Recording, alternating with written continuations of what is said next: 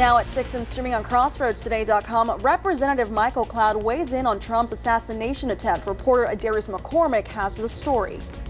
2 victims are now identified following Saturday's fatal boat crash in Port Aransas.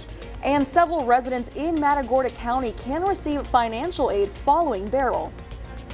We are hearing thunder and lightning. We've got one big thunderstorm just to the east of the city, somewhere out near Wood High. If you're in that area, you know what I'm talking about. We're going to be seeing more and more of this over the next few days. We'll talk about that coming up in a moment. And Victoria West promotes a new head coach in Jay Perez. That's in sports. You're watching 25 News now at 6. Good evening and thank you for joining us. I'm Don Brubaker. And I'm Karina Garcia.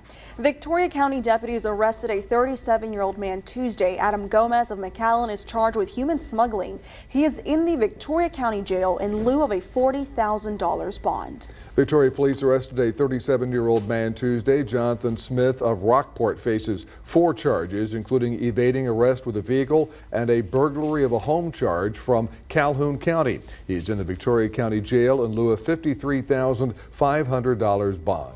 Nueces County officials identified the 2 people who died after a boat crash in the Port Aransas Ship Channel Saturday. The body of 25-year-old Jared Daniel Hunt was pulled from the water after a search that spanned across multiple days by several different rescue crews. 50-year-old Colin Ocker was also identified as a victim. The crash involved a recreational vessel and a commercial tanker at the intersection of Aransas Pass and the Lydia and Channel. And now let's take a look at your forecast with First Warn Storm Team Chief Meteorologist Mac Biddis. We can hear the thunder, Hearing some thunder, but we can't see it because it's not raining here. That's right. Here on Navarro, we're completely dry, yet out to the east of us, we're seeing this one big thunderstorm. There's the city, and there's that one thunderstorm that's right on top of the eastern side of the city. It is kind of parked, so it may be getting heavy rainfall totals right about there. So there's 59 right about there, and there's the loop. And so if you're out in the eastern areas of Victoria County, you know what I'm talking about. This is going to be expanding and getting bigger over the next couple of days as we expect a heavy rain weekend. We'll talk about that coming up in just a few minutes. Mac, thank you. Just moments ago, the White House announced President Biden has tested positive for COVID-19 and has flown home to Delaware. And President Biden is facing new calls from big names within his party to step aside as Republicans express confidence in their chances for November. Tonight in Milwaukee, the Republican National Convention will hear from Trump's new running mate, Ohio Senator J.D. Vance. Republicans say the focus will be on foreign policy tonight.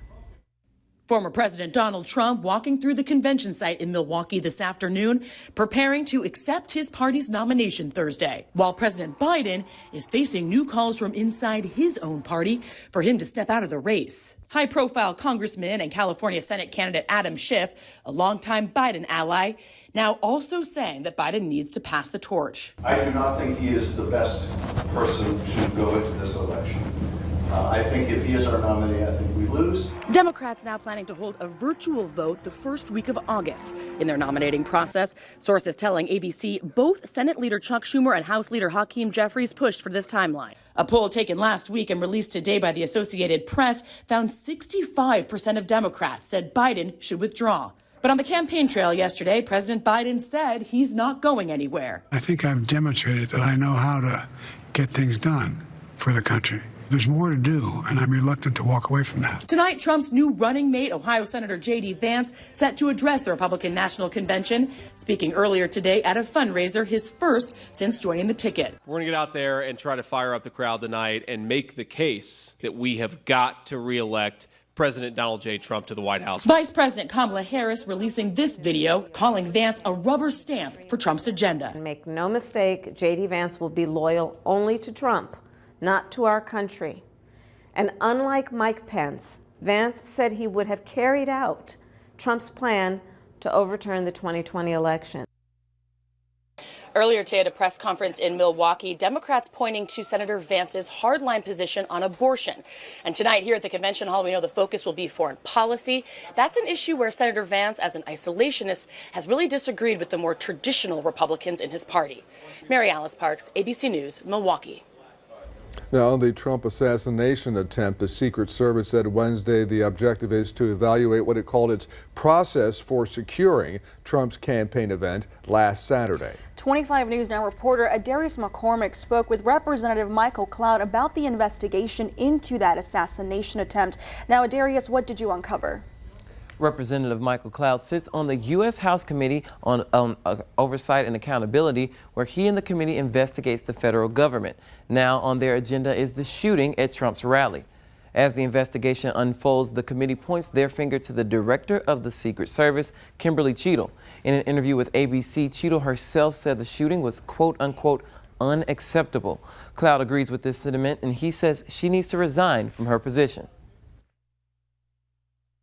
From a failure like this, she has said that, we'll make sure this never happens again. That's not the job description of the Secret Service. The job description is to make sure this never happens, period. The investigation is ongoing with details still emerging. A planned briefing was delayed by the Department of Homeland Security, but was rescheduled to their first day back in Washington.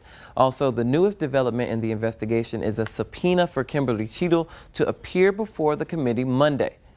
Here's your viewer poll. You can scan the QR code right there on your screen to vote. Do you think the Secret Service director should be fired, yes or no? Looks like 68% say yes and 32% say no.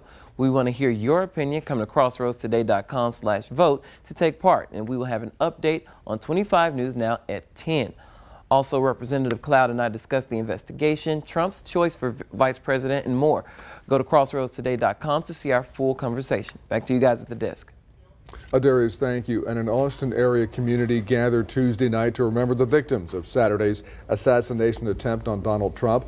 50-year-old Corey Comparator was shot and killed while trying to protect his family from the gunfire. 2 others were critically injured. The precinct chair for the Bastrop County Republican Party decided to hold the vigil outside the county courthouse. Participants saying they felt compelled to pray for the victims and call for healing in the country. The Supreme Court stepped in to delay the execution of a Texas man for a second time. Ruben Gutierrez was sentenced to die 25 years ago for the murder of 85-year-old Escalista Harrison in Brownsville. He spent the last decade asking for DNA testing. Evidence collected from the scene included fingernail scrapings, blood stains, and hair. Gutierrez says the testing on the DNA on those items will prove he is not responsible. Just an hour before Gutierrez's scheduled execution, the justices sent the case back to a lower court. If you live in Jackson or Matagorda counties and you received damage from Hurricane Beryl, you may now apply for disaster assistance from FEMA. Latanya Hopes, public affairs specialist with FEMA, says that FEMA is still working the severe weather events that occurred in April through May into early June. So if you receive damage from one or both of these severe weather events, you still have time to apply for assistance. Even though Jackson and Matagorda counties do not have a physical office open in these counties, you can still apply by going to disasterassistance.gov or by calling 1-800-621-3362. And State Senator District 18 Lois Kolkhorst was named today to the Senate Special Committee on Hurricane and Tropical Storm Preparedness, Recovery, and Electricity. Lieutenant Governor Dan Patrick said he appointed this committee to review what happened and establish why certain electric utility companies appear to have been unprepared for Beryl. Patrick said the Texas Senate will work to ensure electric utility companies respond more effectively to future storms. Lavaca County EMS personnel are back home from Houston. Before they left, they met with Governor Greg Abbott. Last Tuesday, Lavaca County EMS was sent to the Houston area due to the overwhelming requests from 911 calls and requests for EMS after Beryl. Lavaca County EMS sent 4 paramedics and 2 ambulances to help with the request. They were assigned to the Manville area. They screened low acuity patients and treated them to save the time in the ER due to overcrowding. Remember to subscribe to our YouTube channel, Crossroads Today. Hit the like button and click the notification bell. That way you can see Crossroads Today on YouTube. Thank you. Stay with us. A new study on lithium coming up on 25 News Now at 6. The dangers on clean energy batteries. Also ahead, a football team in East Texas has a new coach, and she might be the youngest coach yet. batteries with similar properties to Gen X. Energy storage is critical, but we need to make sure that we're not using regrettable compounds and materials that could prove problematic for the environment down the line. Researchers found the unregulated and little researched new PFAS chemical near lithium battery manufacturing sites across the globe and leaching from landfills across the southeast, including in North Carolina. The vast majority of lithium-ion batteries are actually ending up in landfills, adding to an already out-of-control pollution problem. PFAS chemicals are present in more than 300 drinking water systems in North Carolina. Hopefully people can take away from the study a cautionary tale that we could do this differently and that we have that opportunity to do it differently now. A push for more research into battery components and more responsibility from cradle to grave as clean energy technology ramps up. Liz McLaughlin, WRAL News. The Biden administration asking the Supreme Court Wednesday to let it continue cutting monthly student loan payments for roughly 3 million borrowers enrolled in a student loan repayment plan started last year. The fate of the SAVE program is in limbo as lower courts consider 2 legal challenges to it.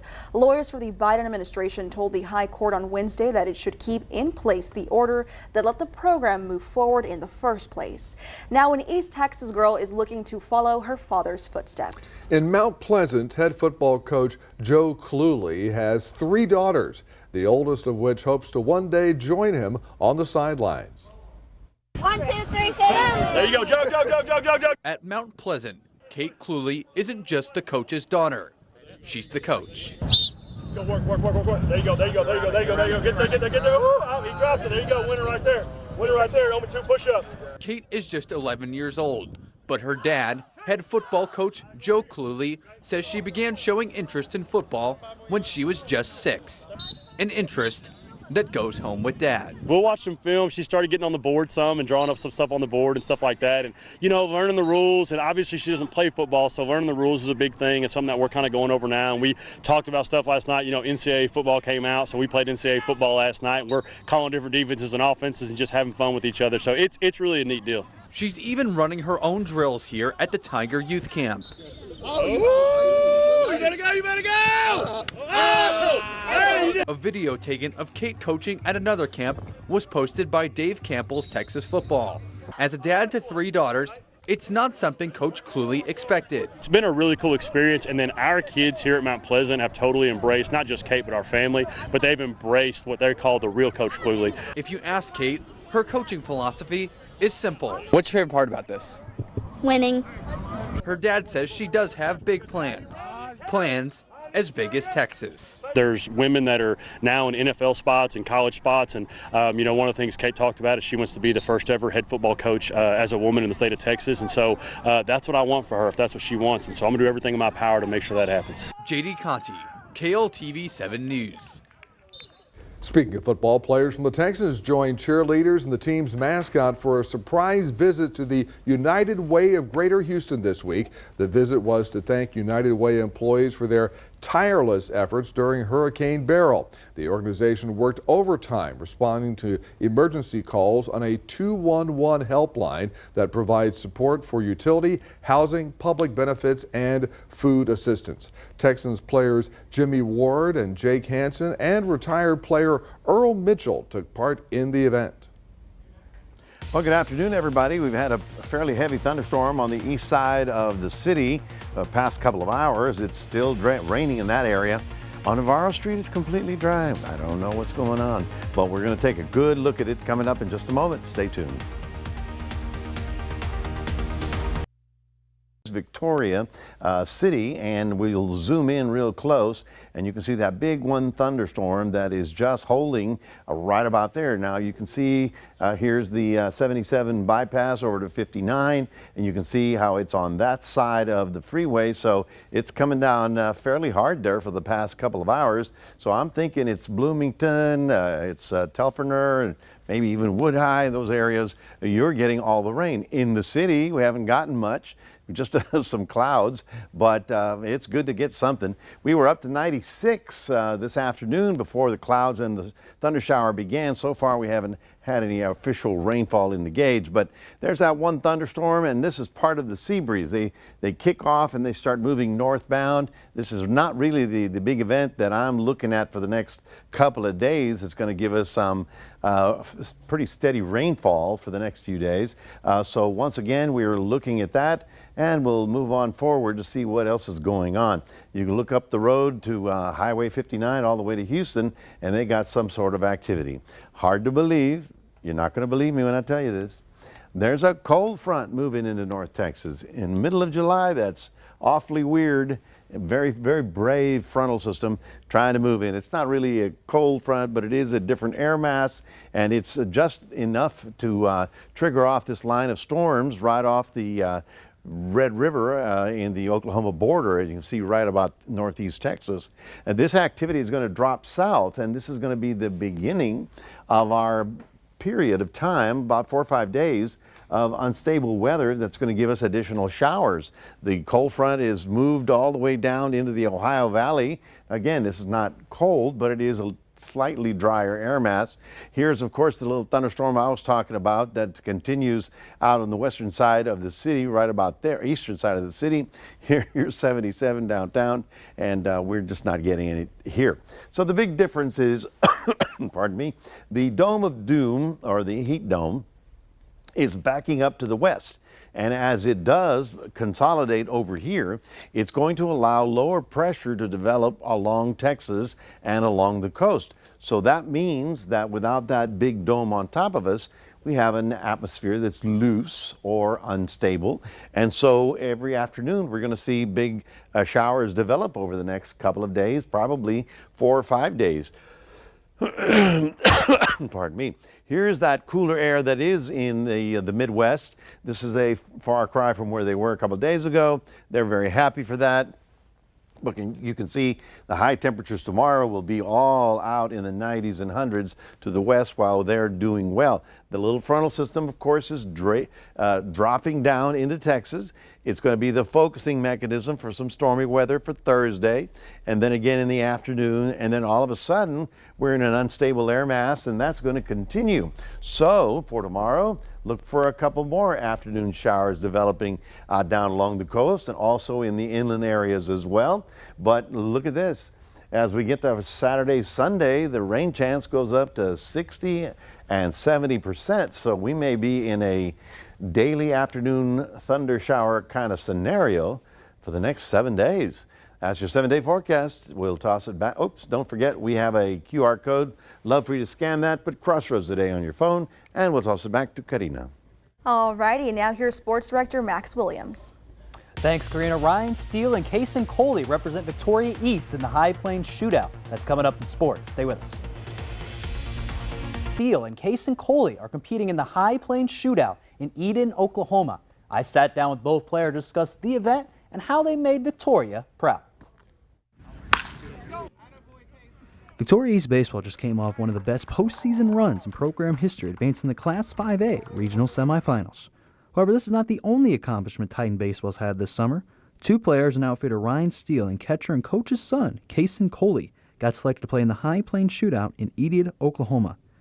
Coley sat down with me to discuss being selected for this event. Overall, I'm blessed to have the opportunity in general, and very thankful for getting nominated for it and just having the opportunity, like you just said, and coming out and competing against some of the most high-level guys in our area. This past season, Steele led off for the Titans, and Coley was right behind him in the batting order. Steele led the team in home runs and stolen bases, while Coley was second on the team in batting average with a .337 mark. Steele sat down with me and talked about some of the key aspects that helped his team last season. We put in a ton of work during the offseason, the fall, and all the way up to the season. We were working, lifting. It was really just a collective effort through everyone, and our stats show how hard we worked. Now, both Steele and Coley are very close friends on and off the field. However, they were placed on opposing teams, with Steele on Team Texas Red and Coley on Team Texas Navy. The game comes around when we go against each other. It's going to be kind of weird seeing each other across the field, but at the end of the day, it's just a game, and we're going to both go out there and do what we usually do, no matter who we're playing against or who we're playing with. And it's going to be fun going against each other for the first time. In all, both Coley and Steele are ready to make Victoria and head coach Wes Coley proud for all their accomplishments both on and off the field. This is Max Williams, 25 News Now Sports. While we have some E-stars shining, Victoria West has a new head man for its baseball team. And they didn't have to go too far to find him. Jay Perez did an outstanding job this past season as interim head coach. After being thrust into the role at the beginning of the year, he did a great job of leading the charge for the Warriors, leading to the postseason for the first time in 7 years. Perez is also the strength and conditioning coach for Victoria West in football. He has been at West for a decade. In softball, Hallettsville ladies dominated the all-district honors. They had 3 MVPs, with Macy Yansky being the overall MVP of the district, Carson Yansky taking home offensive MVP honors, and Kaylee Alvarez taking home defensive MVP honors. And making the first team list was outfielder and infielder Ella Amston, and pitcher Grace Halata and Rebecca Statsky made it as an outfielder for Hallettsville. That's all in sports. Don and Karina, back to you. Alrighty, we're going to be back in a moment. The mayor of Paris took a swim to show everyone the main river there is safe for the Summer Olympics. After months of anticipation, Paris Mayor Anne Hidalgo took a dip in the long polluted Seine River today. She was trying to show the river is clean enough to host open swimming competitions during the 2024 Olympics later this month. Daily water quality tests in early June indicated unsafe levels of E. coli bacteria. Swimming in the Seine has been banned for over a century.